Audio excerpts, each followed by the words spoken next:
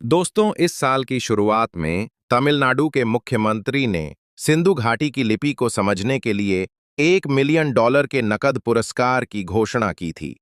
1920 के दशक में सर जॉन मार्शल द्वारा सिंधु घाटी के स्थलों की खोज के बाद से ही लोग सिंधु घाटी में पाई जाने वाली लिपियों को समझने की कोशिश कर रहे हैं।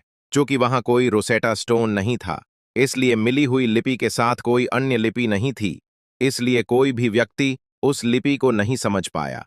कुछ विशेषज्ञों का मानना है कि वे लिपि ही नहीं हैं। हाल ही में एक भारतीय प्रज्ञा देवम ने दावा किया कि उन्होंने सिंधु घाटी के विभिन्न हिस्सों में पाए गए 3674 शिलालेखों को समझ लिया है।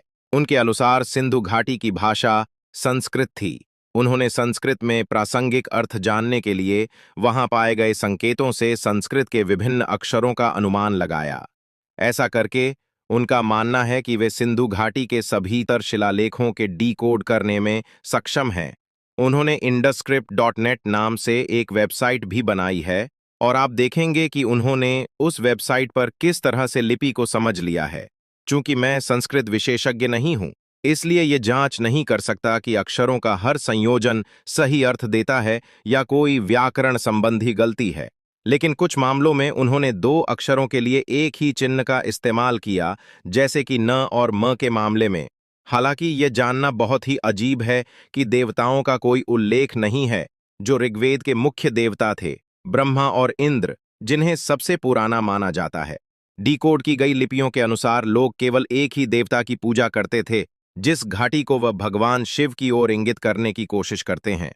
लेकिन शिव या शांगकर का एक भी उल्लेख नहीं है। यहां तक कि रुद्र शब्द, जिसे कुछ लोग भगवान शिव का पुराना नाम बताते हैं, वह भी उनकी डीकोड की गई लिपि में ब्रैकेट में रुद्र नाम डालने के अलावा कहीं नहीं है।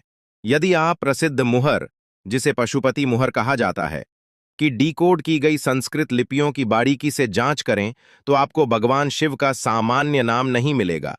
उन्होंने कामदेव को ब्रैकेट्स में रखकर भगवान शिव की ओर संकेत करने की भी कोशिश की है। ये जानना भी बहुत अजीब है कि धार्मिक उद्देश्यों से संबंधित शिलालेखों को छोड़कर कोई अन्य शिलालेख नहीं है आम जनता की जानकारी के लिए हो, जिसे एक विकसित और सभ्य समाज में होना चाहिए। हालांकि इसे अभी तक सरकार के अन्य प्रसिद्ध संगठन और संबंधित विभाग द्वारा अनुमोदित नहीं किया गया है, लेकिन उन्होंने यहां जिस पद्धति का उपयोग किया है वह बहुत तार्किक और अच्छी है। हालांकि अगर इसे सरकार से मंजूरी मिल जाती है तो भारतीय इतिहास के कई हिस्सों को बदलना होगा।